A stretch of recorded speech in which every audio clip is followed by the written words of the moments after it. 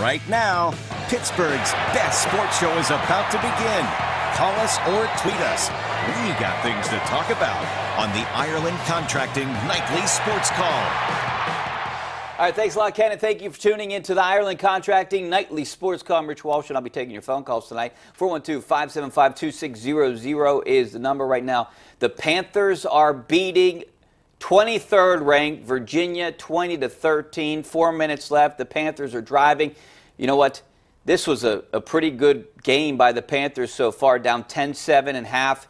They come back and a long 9-minute drive, and they really took advantage of a third horse collar. Kenny Pickett was on the good side of a horse collar, actually got a first down, and then they got their running attack going with Darren Hall. Olesen picked up another big first down on that drive, and then Darren Hall scored to cap that drive, and they went up by 4 points at the time. Virginia came and kicked a field goal, came down and kicked a field goal, and then first play, Pitt, 78 yards, Darren Hall. Darren Hall has 3 touchdowns right now. Panthers are driving. It's 23-13. Kessman just kicked a field goal, 4:25 left. It looks like the Panthers will pull off the upset in Virginia. Now, Pitt controlled its own destiny coming into this game. If they hold on to win this game, not anything can happen in the last 4 minutes. We've seen Pitt's defense collapse at times, but right now Pitt's defense has looked good and the running game has looked great, just eating up clock, and that's what they need to do to win a game like this in Virginia on the road. And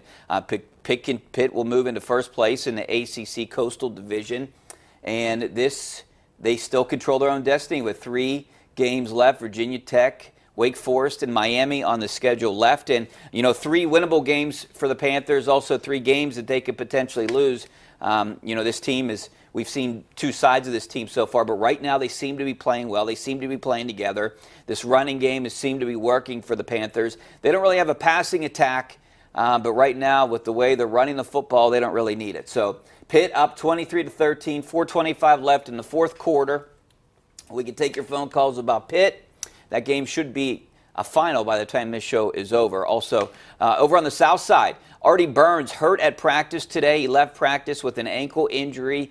He rolled it late in practice going after a ball. He was working out on the sidelines, went into the training room. We did have him. He said it's not really a big deal. He just left for precautionary reasons and just he will be fine. He took some first-team reps today with that Steelers defense. Also, Cody Sensabaugh did as well. He played.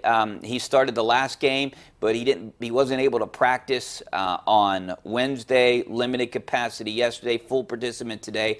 Both guys are questionable, but I think both guys will play in Sunday's game in Baltimore, but right now they're questionable, but it sounds like both guys will play. Now, who starts? The big question. Cody Sensabaugh started the last game. Artie Burns, he was disciplined because he was late for a walkthrough on Saturday, and that's why he did not start that game on Sunday against Cleveland. We'll see if Burns is back inserted into the starting lineup for the Steelers this weekend in Baltimore, a game that we will be going, a game that we will be televising here on KDK TV. I will be in Baltimore with the Steelers leaving tomorrow for that game.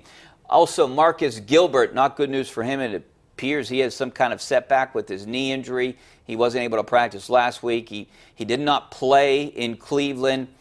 He practiced this week. Yesterday, limited. Today, wasn't even out on the field. It looks like Matt Filer will get another start at right tackle.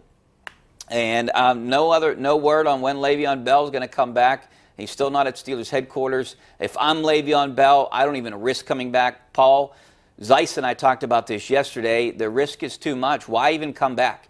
Come back for what? $6 essentially is what he had come back for. Yeah, that's great to have $6 million, but he's risking, $50, $70 million, whatever's on the table for him next year in free agent. So he comes back, he gets hurt, that would hurt him. He comes back, he's second string, that's going to hurt his price next year. So the best thing that Le'Veon Bell could do is just sit out the entire year right now. There's no reason for him to come back. It could only hurt him. It would not help him at all, especially considering what James Conner's doing.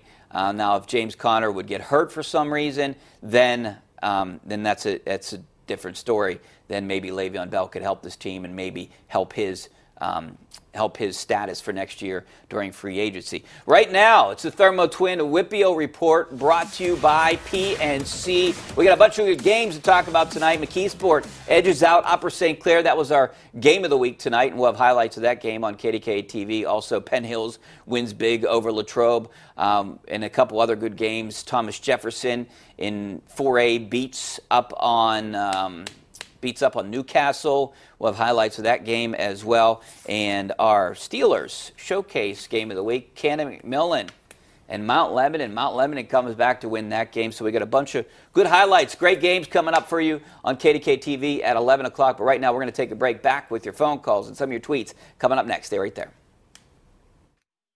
The Ireland Contracting Nightly Sports Call is brought to you by Ireland Contracting, Pittsburgh's #1 home exterior expert in roofing, siding, windows, and gutters.